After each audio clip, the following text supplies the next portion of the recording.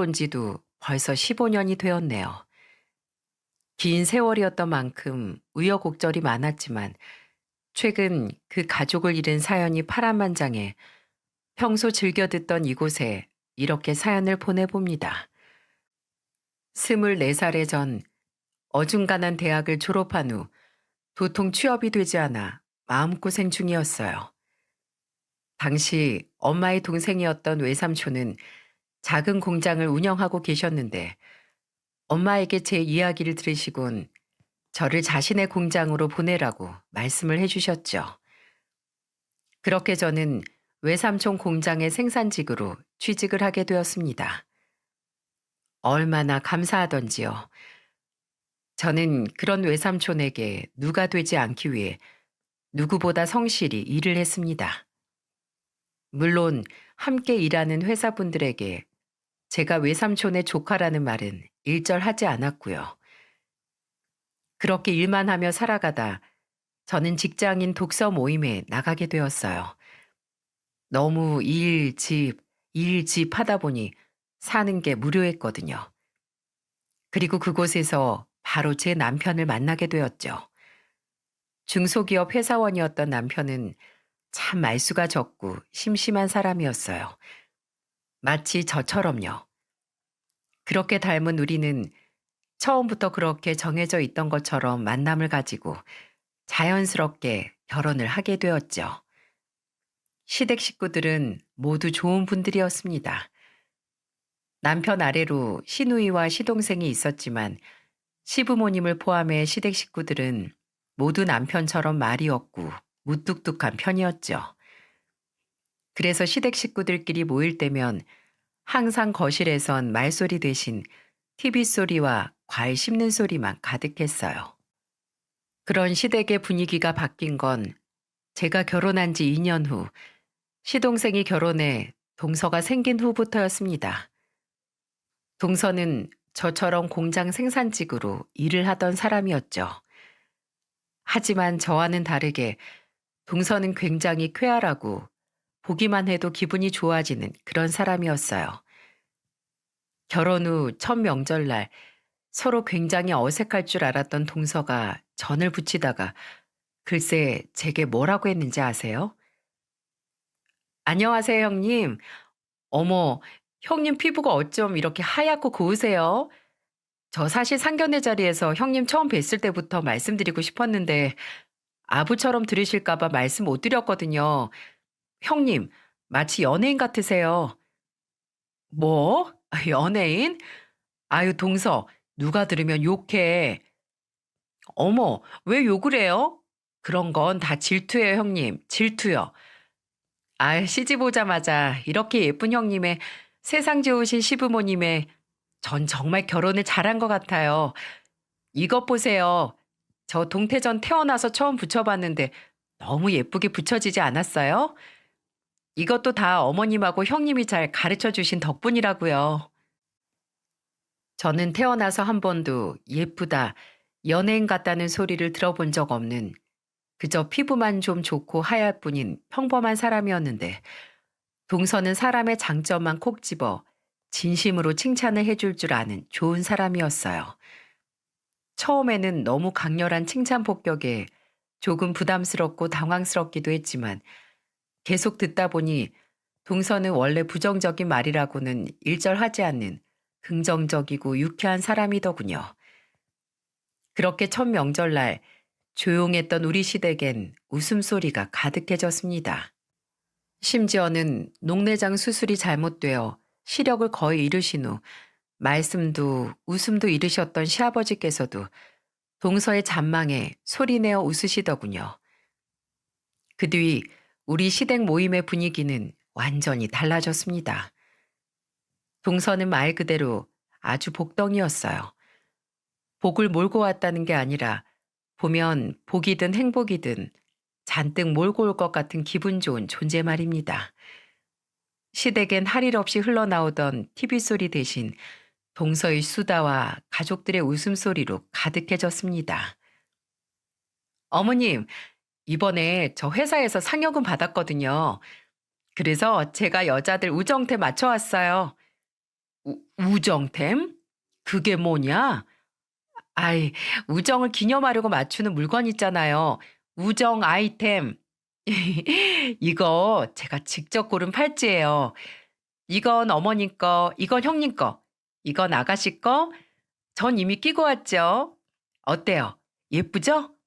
다들 마음에 쏙 드시죠? 마음에 안 드셔도 끼고 다니셔야 돼요. 우정템이니까. 어머, 둘째 새언니 덕에 별걸 다 해보네요. 그죠, 첫째 새언니? 그러게요. 고마워, 동서. 형님처럼 알뜰해야 하는데 저는 왜 예쁜 것만 보면 지나치지 못할까요? 그러니까 형님, 앞으로 저한테 살림 좀 많이 가르쳐 주세요. 꼭이요. 저 워낙에 내성적이라 친한 친구도 별로 없었거든요. 당연히 우정템이란 것도 처음이었죠. 그날 집으로 돌아와서 그 팔찌를 얼마나 들여다봤는지 몰라요. 오죽했으면 남편이 자기 대신 그 팔찌를 끌어안고 자지 그러냐면서 그만 보고 자라고 핀잔을 다 주더군요. 저는 언제부턴가 점점 시댁 모임이 있는 날을 기다리게 되었습니다. 용기가 없어 동서에게 차마 먼저 만나자고 연락을 하진 못했지만 시댁 모임에 가서 동서를 만날 때면 친한 친구를 만나는 것처럼 그렇게 즐거울 수가 없더라고요. 물론 동서를 좋아하고 기다리는 건 저뿐만 아니라 시댁 식구들 모두 마찬가지였습니다. 비록 결혼 후 먼 지방으로 내려간 시누이는 자주 함께하지 못했지만 동서와 종종 통화를 하는 듯 했고요. 게다가 친정아빠가 계시지 않았던 동서는 유독 시아버지께 매우 살갑게 굴었습니다. 아버님, 해보세요. 제가 사과를 토끼 모양으로 깎았거든요. 이게 제일 잘 깎은 거라 특별히 아버님께 제일 먼저 드리는 거예요. 야, 야, 아유, 가족들 다 보는데 창피하게. 아, 시아버지는 부끄러워하시면서도 동서의 애교에 못 이기는 척 동서의 말을 다 따라주셨고, 낯선 그 모습을 보던 저와 시댁 식구들은 그만 참지 못하고 웃음을 터트리고 말았죠. 세상에, 아버님 옷대 좋으신 것 좀 봐. 당신, 아버님 이렇게 뭘 입으셔도 모델핏이신데 당신 분발해야겠어. 그죠, 아버님? 아이구야, 둘째 너, 내가 눈이 잘 안 보인다고 놀리는 거지? 어머, 아버님, 무슨 그런 서운한 말씀을 하세요. 아버님은 제가 아는 중년 남자 중에 최고로 멋진 분이신데요. 물론 어머님이 다 아버님 관리를 잘해 주셨으니까 가능한 일이겠지만요. 참, 그러네. 당신이 아니라 내가 분발해야겠구나. 어머님처럼. 어머님, 저 열심히 할게요. 아유, 우리 둘째 며느리 말만 들으면 세상에 못난 사람이 없겠어. 내가 이 재미없는 집안에 시집 와서 평생 삭막하게 살 줄 알았더니 늙음하게 둘째 덕에 웃음이 마를 날이 없구나. 아이고, 그렇다고 첫째야, 내 말 서운하게 듣지 마라. 이게 다 첫째 며느리 네가 든든하게 둘째 뒤에 있으니 집안이 평화로운 게야. 시어머니는 동서 칭찬을 하다가 갑자기 제가 서운해할까봐 신경이 쓰이셨나 보더라고요. 저는 빙그레 웃으면서 고개를 가로저었죠. 저 서운해 안 해요, 어머님. 저도 동서가 우리 가족으로 들어와서 너무 좋은걸요. 전 요새 시댁 모임에 올 생각만 해도 집에서부터 웃음이 나요. 정말이에요. 우리 며느리들이 서로 이렇게 사이가 좋으니 내가 더 이상 바랄 게 없구나. 집안에 사람을 정말 잘 들였어. 우리 아들들이 아주 복이 많아. 그렇게 행복한 시간들 속에 저와 남편은 아들 하나, 딸 하나를 낳게 되었습니다. 시동생 부부는 왜인지 아이가 영 들어서질 않았지만 동서는 태연하게 이렇게 말하더군요. 아이가 오고 싶으면 오겠죠. 그리고 저 이랑 둘이 사는 것도 이렇게 행복한데 아이까지 생기면 너무 분에 넘치는 행복을 받아서 벌을 받을지도 몰라요. 나중에 시어머니께서 제게 조심스럽게 말씀해 주시길 사실 시동생 쪽의 문제로 아이가 생기지 않았던 거더라고요. 동서는 그런 이야기를 일절 꺼내지 않았지만은요. 자신의 아들의 허물을 그렇게 감싸주는데 어떤 부모가 그런 며느리를 더 예뻐하지 않겠습니까? 저와 남편 또한 동서의 깊은 마음 씀씀이에 감탄했죠. 그렇게 평화로운 시간이 평생 지속됐으면 좋으련만 동서가 결혼한 지 5년 후 불행은 갑자기 찾아왔습니다. 그날은 비가 아주 많이 내리던 덥고 습한 여름날이었어요.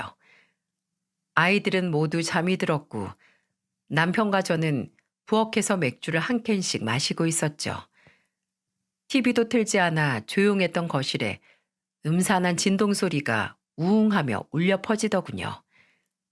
저는 갸웃하며 소파 위에 놓인 휴대폰을 가지러 일어났습니다. 이 시간에 누구지? 어? 내 거가 아니고 당신 휴대폰이네.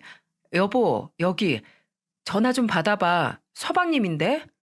걔가 이 야밤에 무슨 일로 전화를 했지? 여보세요? 갑자기 울린 시동생의 전화를 받은 남편은 표정이 점점 굳어져 갔어요. 저는 무슨 일이 생겼나 싶어 긴장된 마음으로 남편의 통화가 끊기길 기다렸죠.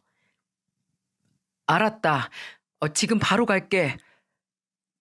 남편은 이 한마디를 끝으로 시동생과의 통화를 끊었습니다.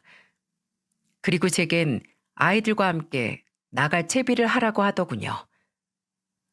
당신 장모님께 전화드려서 지금 애들 좀 맡기러 간다고 말씀 좀 드려줘. 이 시간에? 갑자기? 불안하게 왜 그래? 서방님이 뭘 하시는데? 재수 씨가 교통사고를 당해서 지금 급하게 수술에 들어갔대. 뭐? 교통사고? 나도 잘 몰라. 일단 얼른 애들 맡기고 병원으로 가자. 남편의 말에 저는 너무도 놀라 더 묻지도 못한 채 친정엄마에게 전화를 했습니다. 그리곤 칭얼거리는 아이들을 억지로 깨워 친정에 맡긴 저와 남편은 동서가 수술을 받고 있다는 대학병원으로 향했죠.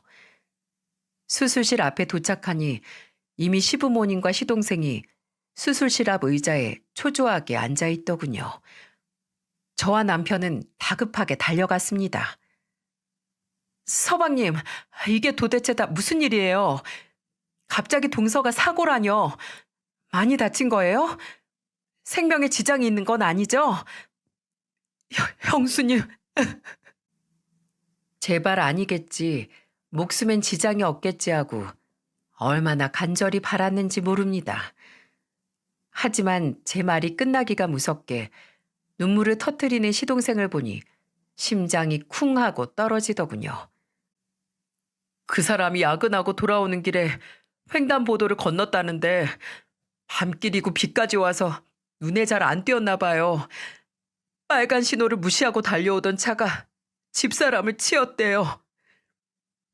시어머니 얼굴은 이미 눈물로 범벅이 되어 있었고 시아버지는 지팡이를 짚으신 채 멍하니 허공을 바라보고 계셨습니다.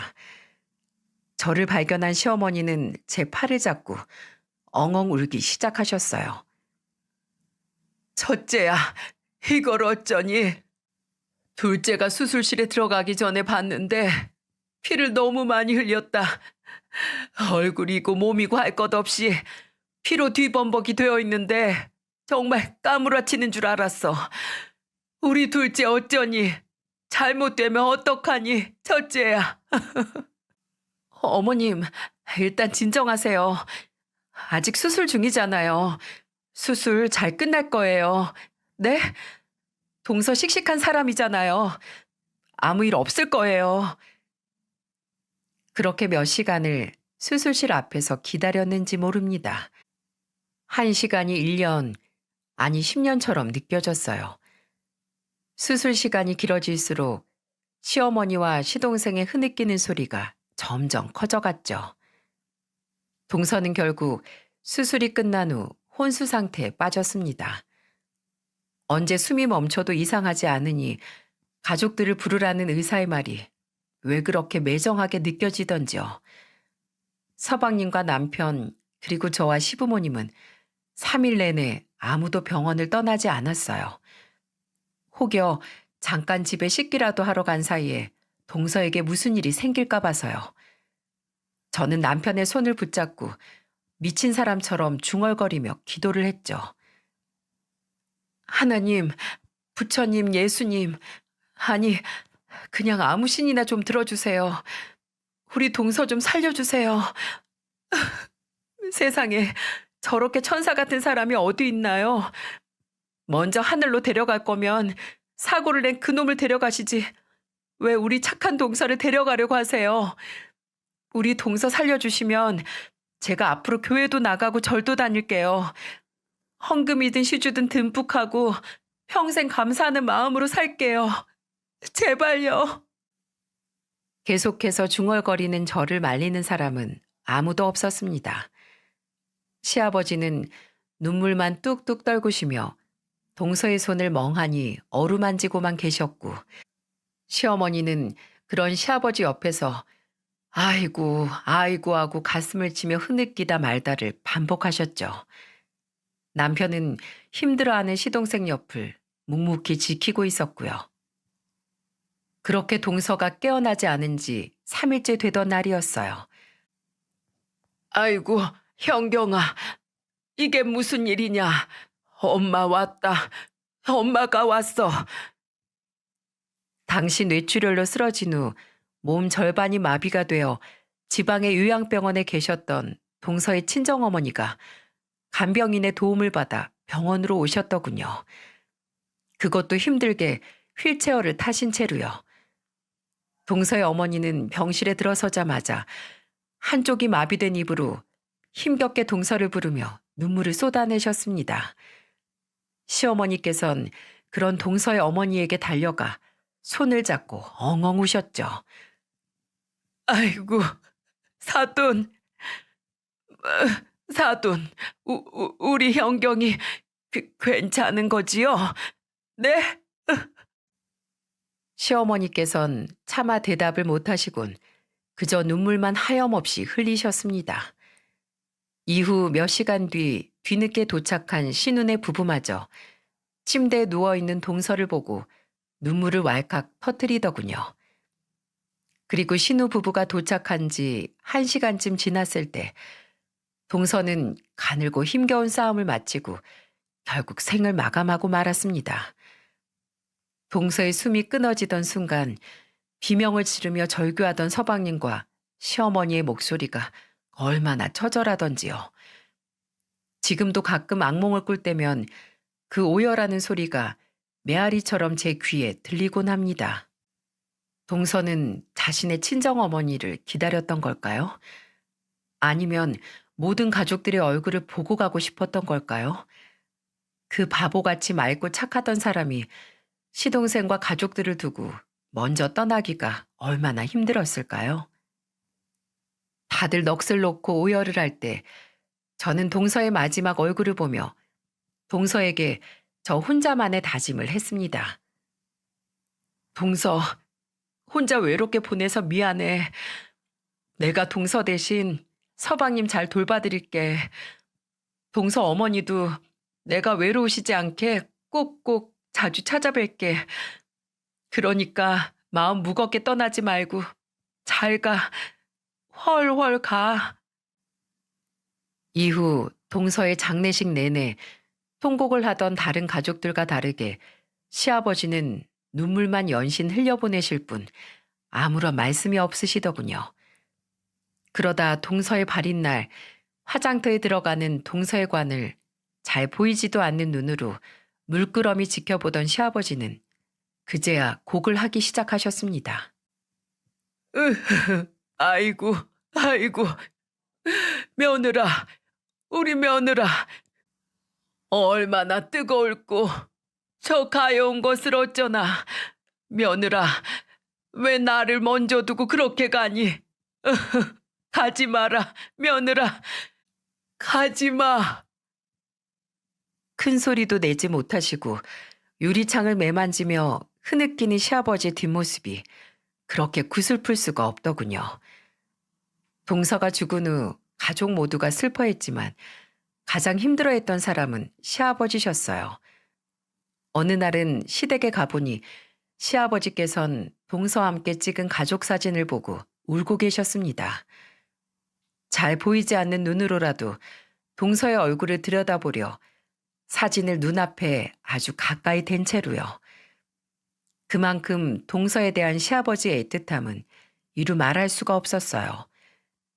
이후 저는 동서에게 한 약속대로 쉬는 날이면 왕복 5시간이 걸리는 요양병원을 오가며 동서의 어머니를 자주 찾아뵙고 동서 대신 말동무가 되어드렸습니다. 3년 뒤 결국 노쇠하신 동서의 어머니의 임종까지 시동생과 함께 곁에서 지켜보았죠.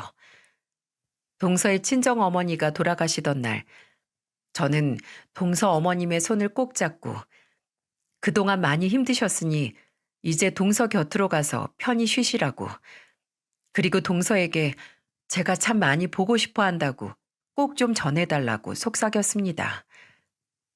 야속한 시간은 그렇게 속절없이 흘러갔어요. 저와 시댁 식구들은 힘들게나마 조금씩 아픔을 이겨내고 있었죠. 시간이 약이라는 옛말이 정말 맞더라고요. 우리는 더디게나마 일상을 찾기 시작했습니다. 그렇게 살다 보니 동서가 세상을 떠난 지 어느덧 벌써 7년이 되었더군요. 일상의 변화는 어느 날 갑자기 찾아왔어요.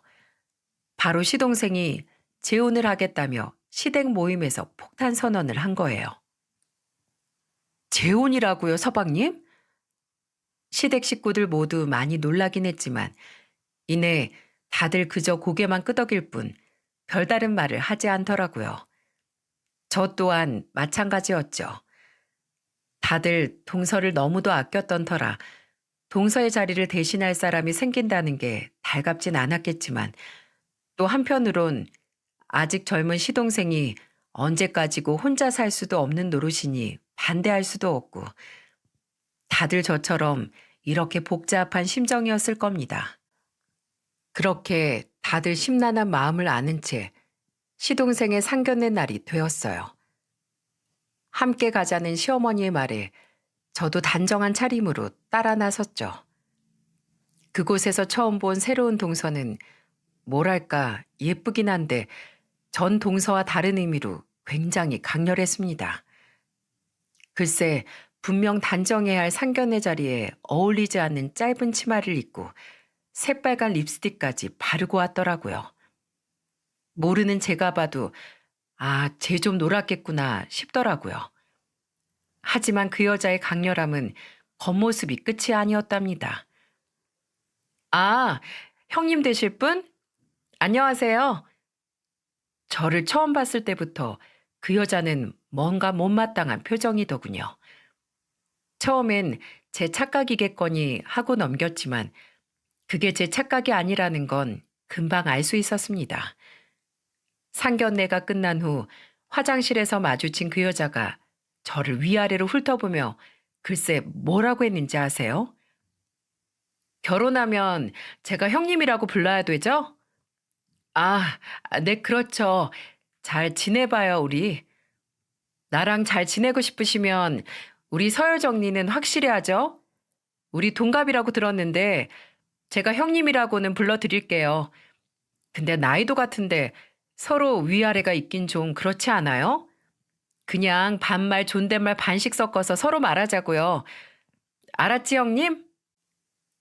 저는 아직도 그때의 일을 생각하면 너무 당황한 나머지 한마디 대꾸도 하지 못한 제 자신의 입을 찰싹찰싹 때려주고 싶습니다. 제가 하도 어안이 벙벙해 입을 떡 벌리고 있자 그 여자가 바르던 립스틱을 핸드백에 넣으며 이렇게 말하고 나가더라고요. 나 먼저 나가요, 형님. 생긴 것도 띠라게 생겨가지고 뭘 멍청하게 입을 벌리고 있어? 띠라다니, 띠라다뇨. 저 태어나서 저런 저속한 말은 정말 처음 들어봤습니다. 그것도 처음 만난 사람한테요. 제가 뒤늦게 정신을 차리고 밖으로 나갔을 때 그 여자는 이미 자기 식구들과 차를 타고 먼저 집으로 가버렸더군요. 이후 시부모님과 남편은 뭔가 그 여자를 탐탁지 않아 했지만 뭐 40이 넘은 시동생이 자기가 좋다는데 뭐라고 말리겠어요? 저 또한 처음엔 정말 그 여자는 아닌 것 같아서 시동생을 말리려고 했지만 그 여자를 보며 동서가 죽은 이후 오랜만에 밝은 미소를 짓는 시동생을 보자 마음이 약해지더군요. 그래서 그냥 한숨 한 번 쉬고 속으로 싫은 소리를 삼켜버렸네요. 뭐 저렇게 싸가지가 없어 보여도 시동생한텐 잘하니까 재혼까지 한다고 했겠지. 시동생한테만 잘하면 되지 하고 애써 생각하면서요. 이후 시동생과 그 여자, 그러니까 새 동서는 각자 양가 친지만 모시고 조촐한 결혼식을 올렸습니다. 알고 보니 새 동서도 재혼이었다고 하더라고요. 그리고 한동안 새 동서와 만날 일이 없다가 대망의 첫 명절이 되었습니다. 저는 내성적인 저에게 먼저 살갑게 다가와줬던 이전 동서가 떠올랐어요. 그래서 이번엔 아무리 제게 싸가지 없이 굴었어도 이제 시동생의 아내가 된 동서를 손이 사람으로서 제가 먼저 다가가 챙겨야겠다고 마음을 먹었죠. 하지만 동서는 그런 저의 다짐을 아주 물거품을 만들어 버리더군요. 아, 힘들어. 하루 종일 앉아서 진상대 상대하려니까 너무 힘들어요, 어머님. 저 좀 방에서 쉬어도 되죠? 일은 너만 하니? 네 형님도 하루 종일 서서 얼마나 힘들게 일하는데 저렇게 아무 소리 않고 전부치고 있잖니. 둘째 너도 어서 가서 좀 거들거라. 동서는 어느 보험회사의 콜센터에서 근무한다고 하더군요. 저도 콜센터에서 일을 하던 지인이 있던지라 콜센터 일이 얼마나 고되고 힘든지 알고 있었습니다. 그래서 제 딴은 나름 그런 동서를 배려한답시고 이렇게 말했죠. 아니야, 동서. 그냥 쉬어. 어머님, 저도 어디서 들었는데 콜센터 일이 정신적으로 굉장히 힘들다고 하더라고요. 퇴근하면 아주 온몸이 녹초가 된다고요. 첫 명절이니까 익숙한 제가 좀 더 하면 돼요. 동서는 쉬다가 이따 나랑 저녁상이나 같이 차리자. 아유, 우리 첫째가 저렇게 착하다, 착해. 둘째 넌 형님 잘 만난 줄이나 알아. 동서는 시어머니가 제 칭찬을 하는 게 못마땅했던 모양이었어요. 아니라고 자기도 그냥 저와 같이 음식을 하겠다며 주방으로 온 동서는 식탁 의자에 다리를 꼬고 앉더군요. 그리곤 아무것도 하지 않고 제게만 들릴 정도의 목소리로 말을 하기 시작했습니다. 더럽게 착한 척은. 형님, 착한 며느리 소리 들으니까 좋아? 일부러 나 어머님 앞에서 나쁜 년 만든 거지? 무슨 말이 그래, 동서. 나는 정말로 동서 생각해서. 아, 뭐래? 착한 척 좀 하지 마, 역겨우니까. 그 띠란 표정도 좀 어떻게 하고. 아휴, 목말라. 형님, 물 한 잔 좀 가져와 봐. 미친 여자 아닙니까? 사람을 물로 봐도 유분수지 어따 대고 명령질이랍니까? 저는 기가 차서 헛웃음을 지었습니다. 아무래도 처음 만난 날 자신의 말에 아무런 대꾸도 하지 못한 제가 만만해 보였던 모양이었어요. 사람 잘못 본 거죠. 제가 내성적이고 말수가 적다 뿐이지 호구는 아니었거든요. 험한 남자들이 득실대는 공장 생산직 일을 16년째 해오는 게 보통 기로 할 수 있는 일이 아닌 걸 동서는 몰랐나 봅니다. 뭘 쪼개? 물 가져오라고 형님. 동서, 그래 반말 좋아. 동갑이니까 서로 말 놓자고. 근데 동서 혹시 손이 없어? 내가 모르는 장애가 있는 거야? 뭐라고? 뭐라는 거야 지금? 아니, 뻔히 눈앞에 컵도 있고 정수기도 있는데 물을 혼자 못 떠다 먹는 것 같으니까 물어보는 거지. 어디 불편한 거 아니면 동서가 직접 떠다 먹어. 알겠지? 그리고 동서 입으로 나 돕겠다고 주방에 들어온 거니까 거기 동그랑땡들 계란 물에 좀 담그고. 저는 턱짓으로 냉동 동그랑땡과 풀어놓은 계란물을 가리켰습니다. 동서는 기가 찬 듯 입꼬리를 비틀며 제게 뭐라고 말을 하려는 것 같았지만 때마침 시어머니가 주방으로 들어오자 입을 꾹 다물고 동그랑땡을 붙이더군요. 시어머니 몰래 저를 죽일 듯이 노려보긴 했지만요. 저는 아랑곳하지 않고 이것저것 동서에게 시켜댔죠. 그리고 시댁 모임이 있던 어느 날은 제게 이러는 겁니다. 형님은 옷이 없어? 왜 맨날 그렇게 그지 같은 옷만 입고 다녀? 좀 꾸미고 다녀. 공장 다니는 거 티네? 동서, 편견이라는 건 안 좋은 거야. 밖에 가서 그런 말하고 다니면 동서 무식하다고 무시당해. 내가 동서 걱정돼서 특별히 이런 조언 해주는 거야. 알겠지? 뭐? 무식? 너 말 다 했어? 또 그런다, 동서. 동서, 나는 너가 아니고 형님. 결혼한 지 1년이 다 돼가는데 아직도 호칭을 헷갈리면 어떡해. 다음에 만날 때까지 꼭 외워와. 알겠지? 자, 따라해봐. 형님. 이 또라이 같은. 동서가 이를 뿌득뿌득 깔며 제게 소리라도 지를 기세로 욕짓거리를 하려던 참이었어요. 어쩜 항상 이런 타이밍마다 오시는 건지 시어머니께서 방문을 열고 거실로 나오시더군요. 너네 또 싸우니? 둘째 너, 자꾸 네 윗사람한테 그렇게 되바라지게 말할 거야? 아니에요, 어머님. 동서가 잘 모르는 부분이 있어서 제가 윗사람으로서 가르쳐 주고 있었어요. 걱정 안 하셔도 돼요. 저는 이렇게 말하며 동서의 얼굴을 흘끔 바라보았습니다. 동서는 아주 약이 올라 죽으려는 듯 얼굴이 불그락 푸르락 하더군요. 이후에도 동서와 전 만날 때마다 숨막히는 신경전을 벌였고 그만큼 사이는 점점 더 악화되어 갔죠. 시부모님도 대충 눈치는 채셨는지 그런 저와 동서의 모습을 보며 한숨을 푹 쉬셨고요. 그렇게 아슬아슬한 살얼음 판을 걷고 있는데 드디어 사건이 터졌습니다. 그것도 바로 시아버지의 생신이에요. 그동안 잘 참아왔던 제게도 그날 그 여자의 발언은 꽤 충격적으로 다가왔습니다. 시아버지 생신날 저녁, 저는 나름대로 정성껏 미역국을 끓여 시댁에 가지고 갔습니다. 당시 코감기가 심하게 걸렸던 전 평소 감에 의지해 미역국 간을 맞췄죠. 감기 때문에 도통 아무런 맛도 느껴지지 않았거든요.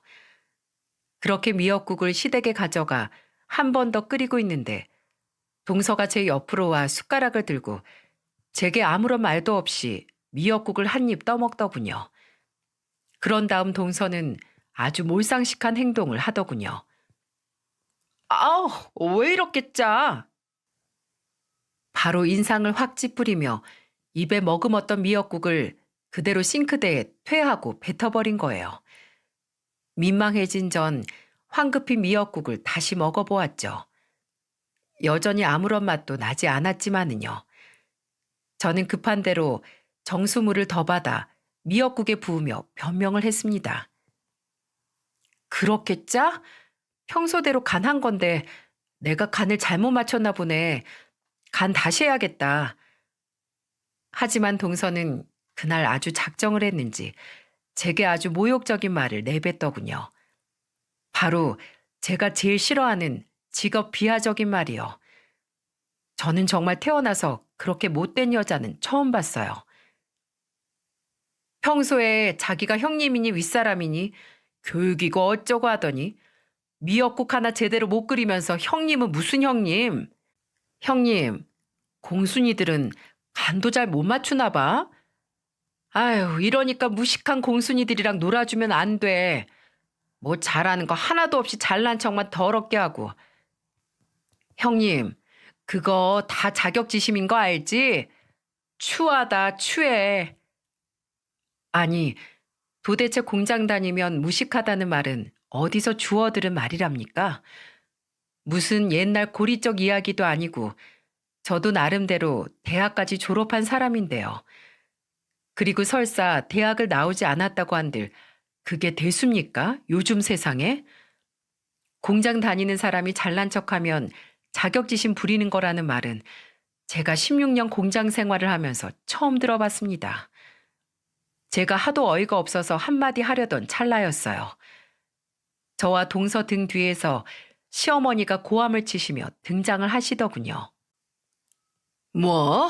공순이? 얘가 보자 보자 하니까 둘째 너 지금 실수한 거다. 어머님, 그게 너는 뭐 벌면 얼마나 벌길래 첫째를 무시해? 너 얼마나 버는데? 제 벌이가 뭐가 중요해요. 얼마 버냐고? 200 조금 넘게요. 200? 너 그렇게 무시하는 공장 다니는 첫째가 적어도 네 3배는 넘게 벌 거다.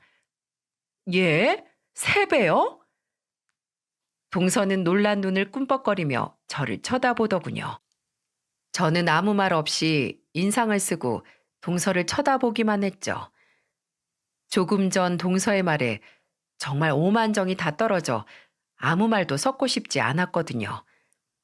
그러거나 말거나 시어머니는 정말 따발총처럼 말을 따다다다 소화되기 시작하셨습니다. 3배든 4배든 너보다는 훨씬 잘 벌어. 너 얘가 다니는 회사가 누구 건지는 알아? 얘네 외삼촌 거야. 게다가 직업에 귀천이 없고 버는 액수가 다가 아니라지만 첫째 얘는 그 회사만 16년을 다녔다. 너 한 곳에서 그렇게 오래 일할 수 있어? 결혼 생활도 오래 못해서 지금이 벌써 3번째인 주제에 누가 누굴 무시해? 어머님, 제 이혼 얘기가 지금 여기서 왜 나와요? 내가 너네 결혼한다고 할 때 우석이 걔를 얼마나 말렸는지 모르지? 우리 우석이야 사별해서 어쩔 수 없었다 치지만 이혼을 한 번도 아니고 2번이나 한 여자라길래 내가 도시락을 싸가지고 다니면서 말렸다. 이럴 줄 알았으면 아주 그놈을 두들겨 패서라도 결혼을 막았어야 했는데 아유 내 죄다. 내 죄야. 저는 시어머니께서 그렇게 큰 목소리로 거친 말을 내뱉으시는 모습을 처음 봤습니다. 너무 놀란 나머지 제 턱이 다물어지지 않을 정도였죠. 저 말을 고스란히 받아내던 동서는 오죽했겠어요? 표정을 보니 가관도 그런 가관이 없더라고요. 어찌나 놀랐는지 눈에는 눈물까지 그렁그렁 하더라고요. 하지만 우리 멋진 시어머니는 약해지지 않으셨습니다. 그리고 너, 내가 네 형님한테 하는 말, 행동들 다 모를 거라고 생각했지? 내가 이런 말까진 안 하려고 했는데 우석이가 전철을 그렇게 보내고 나서 처음 데려온 여자라. 그래도 내 아들 아내라고 첫째 얘랑 차별 안 하고 똑같이 예뻐해 주려고 애써 참아준 거야. 그러다 듣다 더 이상은 못 들어줄 것 같을 때 모르는 척 니들 사이에 끼어든 거고. 알아? 근데 넌 도저히 안 되겠다. 안 되겠어. 너는 아주 싹수가 글러먹었어. 둘째 너, 이따가 저녁 먹고 설거지 혼자 다 해. 네 형님은 시애비 생일이라고 미역국까지 끓여왔는데 너는 불평불만 빼고 도대체 한 게 뭐가 있어? 네? 아니 어머님, 식구가 몇인데 그 많은 걸 제가 다 해요? 그리고 왜 그렇게 형님만 예뻐하세요? 제가 뭘 그렇게 잘못했다고요. 형님도 평소에 저한테 얼마나 못되게 말하는데요. 너랑 얘기하다 보면 부처님도 이를 갈고 이 새끼 저 새끼 하실 거다. 첫째가 그나마 점잖아서 그동안 널 참아준 줄이나 알아. 너 이따 설거지 싹 다 안 해놓으면 2번 다시 내 얼굴 못 볼 줄 알아. 알겠어? 저는 씩씩거리는 시어머니를 모시고 주방을 일단 벗어났습니다. 동서는 뒤에 남아 뭐가 그렇게 서러운지 엉엉 울더라고요. 거실로 와서도 시어머니는 시근덕대며 제게 말씀하셨죠. 시집살이 소리 들을까봐 여태 봐줬더니 제가 시댁을 아주 물로 보고 있구만. 쟤는 안 되겠다. 첫째 너 집에 오면 앞으로 아무것도 하지 마라. 내가 시집살이가 뭔지 둘째 쟤한테 아주 톡톡히 보여줘야겠다. 그렇게 제게 호언장담을 한 시어머니는 정말로 그 뒤로 동서를 쥐잡듯이 잡기 시작했습니다. 명절이나 조부모님 제삿날엔 저와 가족들은 손도 대지 못하게 하시면서 하기 싫어서 울먹이기까지 하는 동서를 붙잡고 전이니 나물이니 전부 명령조로 시키시더군요. 저야 뭐 시어머니가 하지 말라는데 어쩌겠어요. 그저 시아버지와 남편과 소파에 앉아 귤이나 까먹으며 그 모습을 구경하고 있었죠. 시동생만 혼자 뒤에서 안절부절 못하고 있었고요. 어머님, 하나씩 시키세요. 너무 힘들어요, 저. 싫다. 네가 그렇게 무시하던 네 형님은 몇 년을 해오던 건데 넌 왜 못하고 징징거리기만 하니? 네 말 맞다 나. 네 형님만큼은 해야 될 거 아니야? 잔말 말고 마저 해. 엄마, 이 사람 좀 그만 잡아. 나머지 내가 할게. 어? 넌 썩 나가지 못해? 이 모지리 같은 놈이 어디서 이런 애를 데려와가지고 다 늙은 이 엄마 혈압을 솟구치게 해. 두 번 다시 이 집에 발 안 들일 생각이걸랑 날 말리고 아니면 거실로 썩 나가. 꺼져. 저는 저희 시어머니가 그렇게 욕을 잘하시는지 정말 몰랐습니다. 옆에서 연신 한숨을 쉬시는 시아버지 때문에 마음이 조금 무겁긴 했지만 사실 정말 꿀잼이더라고요.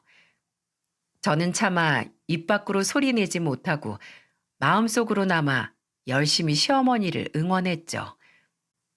하지만 시어머니의 스파르타식 교육도 그리 오래가지 못했어요. 왜냐면 말이죠. 그로부터 6개월도 채 되지 않아 시동생과 동서가 이혼을 했거든요. 성격 차이였다고 하는데 나중에 시동생에게 들어보니 사정이 아주 더 가관이었더라고요. 동서, 그러니까 그 여자는 예전에 배우 지망생이었다고 합니다. 어쩐지 얼굴이 엄청 반반했어요. 그 반반한 얼굴에 속아 결혼한 남자들은 이내 그 여자의 실체를 알고 냅다 주랭랑을 쳐버렸던 거죠. 그렇게 그 여자 얼굴에 속은 세 번째 남자가 바로 시동생이었고요. 40이 넘자 더 이상 배우로서의 길은 가망이 없다고 생각했는지 뒤늦게 정신을 차리고 콜센터에 취직을 해서 열심히 살던 와중 소개팅으로 시동생을 만났던 겁니다. 시동생은 얼굴도 예쁜 여자가 자신과 같은 아픈 과거를 가지고 열심히 살아가는 모습을 보니 측은지심이 들었었다고 나중에 이야기하더라고요. 게다가 갑자기 시어머니가 폭발한 이유가 제게 망발을 한 것 이외에도 하나 더 있더군요. 시아버지 생신 며칠 전 연락 없이 시동생의 집에 볼 일이 있어 방문을 했던 시어머니가 충격적인 사실을 알게 되셨던 겁니다. 바로 모든 집안일을 시동생이 전담하고 있었던 거였어요. 요리부터 설거지, 청소와 하다못해 쓰레기 버리기까지 전부 다요. 그 여자는 자기가 시동생에게 부탁할 일이 있을 때만 집안일을 하는 척 정도만 했다고 하네요. 그 사실을 알게 된 시어머니가 뒷목을 잡고 있던 차에 시아버지 생신날의 사건이 터진 거고요. 정말 하나하나 버릴 것 없이 전부 대단했던 여자였습니다. 그러니 시동생의 이혼 소식을 들은 날 시댁 분위기가 어땠겠어요? 아주 다들 쌍수를 들고 환영을 했죠. 우리 남편은 옆에서 박수까지 쳐대더군요. 시동생은 그날 이혼 축하 파티에서 가족 모두에게 사과를 했습니다. 죄송해요. 엄마가 말리실 때 엄마 말씀 들었어야 했는데 제가 잠깐 눈에 뭐가 씌었었나 봐요. 형수님, 저 때문에 그동안 마음고생 많으셨죠? 죄송해요. 알면 되셨네요. 서방님, 이제 여자 데려오실 거면 꼭 저한테 확인 먼저 받으셔야 해요. 아셨죠? 시동생은 이제 결혼은 질렸다며 앞으로 혼자서 여유롭게 즐기며 살 거라고 선언을 하더군요. 그리고 며칠 뒤 정말로 시동생은 시부모님 댁으로 아예 들어와 버렸습니다. 시부모님께선 노년에 다 늙은 아들을 끼고 살게 됐다고 푸념하셨지만 저는 알죠. 두 분께서 평소에 내심 많이 쓸쓸해 하셨다는 것을요. 아마 말씀은 저렇게 하셨어도 속으론 굉장히 좋아하셨을 겁니다. 그렇게 모든 일이 다 끝난 줄 알았는데 아니더군요. 시동생이 이혼한 지 얼마 되지 않았던 어느 날, 제게 정말 깜짝 놀랄 일이 생겼습니다. 어머, 이게 뭐야? 바로 그 여자가 제게 장문의 문자를 보낸 거예요. 그 여자의 이름이 휴대폰 액정에 뜨는데 어찌나 놀랐던지 딸꾹질까지 나오더라니까요. 그 여자가 보낸 문자 내용은 이랬습니다. 야, 내가 이혼하는 마당에 너한테 할 말은 해야 분이 풀릴 것 같다. 못생긴 게 그 꼴 같지 않은 집안에서 좀 예뻐해 준다고 기세등등한 게 아주 못 봐주겠어서 말이야. 너 몸무게 60kg라 그랬지? 나 53kg거든? 키는 너보다 3cm나 큰데. 그리고 너 얼굴 진짜 노안인 거 알지? 피부만 하얀 게 딱 늙은 백돼지 같아서 너 볼 때마다 엄청 웃겼어. 야, 너 공장 다니면서 돈 좀 번다고 어디 가서 유세 떨고 다니지 마라. 내가 소시적에 만났던 남자들 다 너만큼은 벌었어. 꼴랑 그거 번다고 기고만장하고 다니지 마라 이 말이야. 앞으로 주제 파악 잘하고 잘난 척하고 살지 마. 알았니? 나이가 40 중반이 거의 다 된 여자가 어쩜 이렇게 철이 없을까요? 이혼 후에 고작 제게 연락해서 한다는 말이 죄다 외모 비하에 얼마나 자기 자랑할 게 없으면 과거에 만났던 남자들 벌이로 자랑질이나 해대다녀. 그동안 이 정도 수준의 여자랑 말다툼을 하던 제 자신이 정말 부끄러워지더군요. 같은 수준의 사람이 된 것 같아서요. 저는 그 여자에게 단 한 줄의 답장을 보낸 채 연락처를 차단해버렸어요. 시동생이랑 이혼까지 한 마당에 더 이상 그 여자와 상종도 하기 싫었거든요. 어, 너나 잘하세요. 아마 그 여자는 제 답장을 받고 약이 올라 눈이 뒤집어졌을 겁니다. 아유, 속이 다 시원하더라고요. 그리고 시어머니에게 이 이야기를 들려드렸더니 시어머니께선 피식 웃으며 제게 이렇게 말씀하셨죠. 그걸 뭐하러 답장을 해줬니? 뭐 나한테도 비슷하게 문자를 했길래 나는 바로 씻고 번호 차단시켜버렸다. 네? 어머님한테도요? 대체 뭐라고 왔는데요? 이미 삭제했지. 내 귀한 휴대폰에 그런 누추한 문자를 뭐하러 가지고 있니? 용량 아깝게. 뭐 대충 아줌마 할머니 냄새 나요. 참느라 힘들었어요. 뭐 이딴 내용이었는데 내가 할머니인 걸 뭐 어쩌겠니? 덕분에 네 시아버지한테 그 내용 말해주고 눈치 안 보고 비싼 향수 몇 개 확 질러버렸다. 굉장한 현답이었어요. 그 말을 듣고 저는 배를 잡고 웃었죠. 맞아요. 시어머니 말씀대로 그런 저급하고 유치한 말에 일일이 대꾸해 줄 필요 없죠. 그 후 우리는 1년이 조금 넘는 시간 동안의 해프닝을 뒤로하고 다시 평범한 일상으로 돌아왔습니다. 제 아이들은 무탈하게 쑥쑥 크고 있고 얼마 전 시누이는 드디어 첫 딸을 낳았죠. 시누이의 출산 소식을 듣고 시부모님께서 얼마나 좋아하셨는지 모릅니다. 오랜만에 시아버지께서 환하게 웃기까지 하셨다니까요. 시동생은 요즘 암벽 등반을 하고 있습니다. 정신적으로나 육체적으로 너무 망가졌다면서 모든 걸 새롭게 시작하고 싶다면서 말이죠. 그래서 저는 옆에서 누구보다 응원을 해줬습니다. 모든 역경을 겪은 시동생이 이제는 해뜰 날만 오기를 간절히 바랬으니 말이죠. 여기까지가 제가 최근 지지리도 진상이었던 동서를 잃은 사연입니다. 사실 정확히 말하자면 각각 너무도 달랐던 두 명의 동서를 잃은 이야기죠. 지금은 세상에 없는 동서가 제게 해준 말이 생각나네요. 저를 폄하하는 사람들은 죄다 저를 질투해서 그런 거라고요. 그 말을 들었을 땐 그저 참 긍정적인 사고방식을 가진 사람이구나 생각했는데 시간이 지날수록 동서의 저 말이 제 자존감을 올려주고 저를 더욱 단단하게 만들어주더라고요. 오랜만에 동서 이야기를 꺼내니 그 밝았던 얼굴이 참 보고 싶어지네요. 오늘은 자기 전에 동서가 세상을 떠난 후 마음이 아파서 한 번도 꺼내보지 못했던 우리의 우정 팔찌를 꺼내봐야겠어요. 그리고 시간이 좀 더 흘러 아픔이 지금보다 더 무뎌지는 날이 오면 그땐 제 꿈의 동서가 꼭 찾아와 줬으면 좋겠어요. 그리고 예전처럼 제게 이렇게 말해줬으면 좋겠네요. 형님, 보고 싶었다고. 세상에서 제일 멋진 우리 형님, 앞으로도 어떤 일이든 다 멋지게 해나갈 수 있을 거라고 말입니다. 그럼 제 사연을 들어주신 여러분 모두 오늘은 기분 좋은 꿈 꾸셨으면 좋겠습니다. 감사합니다.